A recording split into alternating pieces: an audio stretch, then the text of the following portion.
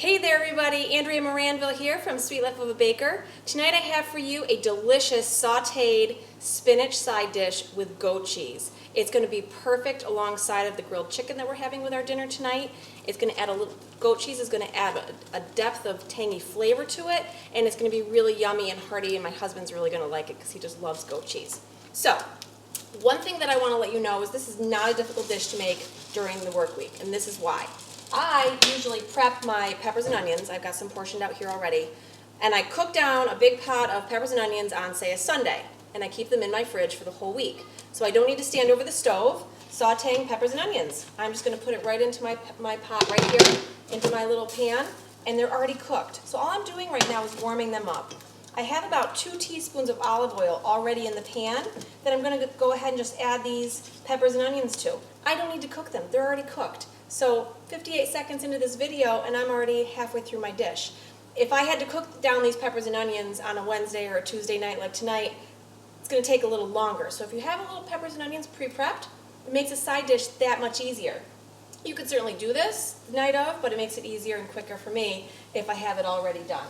Now, I also have 2 tablespoons of minced garlic here. We love garlic and we go through quite a bit of it, so I often will buy the pre-minced garlic just for ease of chopping, because I know on a dish like this, I'm going to want a decent helping of garlic. So I have about 2 tablespoons of minced garlic in here. I picked up this awesome bag of spinach from our local CSA. We go there once a week and we pick up our share of our vegetables, and I saw this gorgeous spinach there this week, and this is one of the items that I got. So I also have, to go into this dish, half a teaspoon of salt. I have pink salt here, but you can use any type of a table salt, and about a 1/4 teaspoon of pepper. I'm going to throw that right in. See how quick this is? We're about 1.5 minutes in, and I've already got a really nice garlic, peppers, and onions going on in my dish. Now, spinach doesn't take very long to cook. You're basically going to put them in the big pot, just like this. Let me see if you can see it a little bit better here. Hang on a second.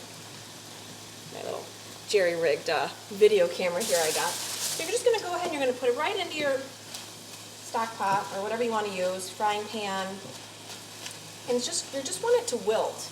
All you want the spinach to do is it's going to cook down. And once it cooks down, it's going to wilt. You can put a cover on this and steam it. It might cook down a little bit quicker. I just want it to cook down, and then I'm going to add a little bit more.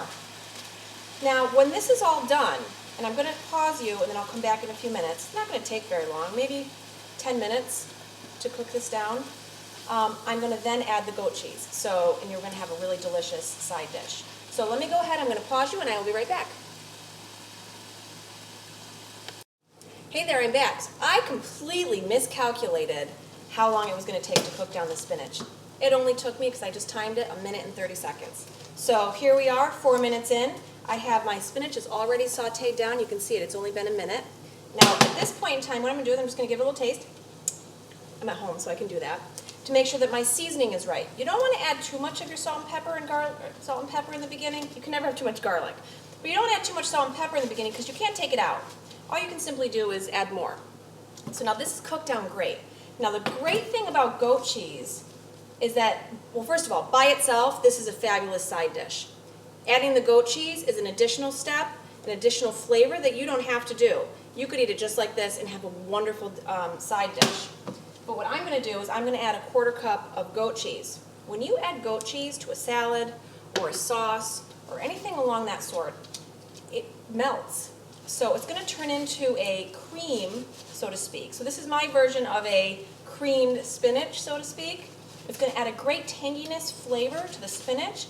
It's going to make a beautiful cream sauce in the olive oil and liquid that the spinach have created. Now, I only have 2 teaspoons of olive oil in this entire dish, plus maybe about a teaspoon from the peppers and onions that were already sauteed down, already cooked down. So here I am. I have a gorgeous side dish that my husband is going to be really happy with.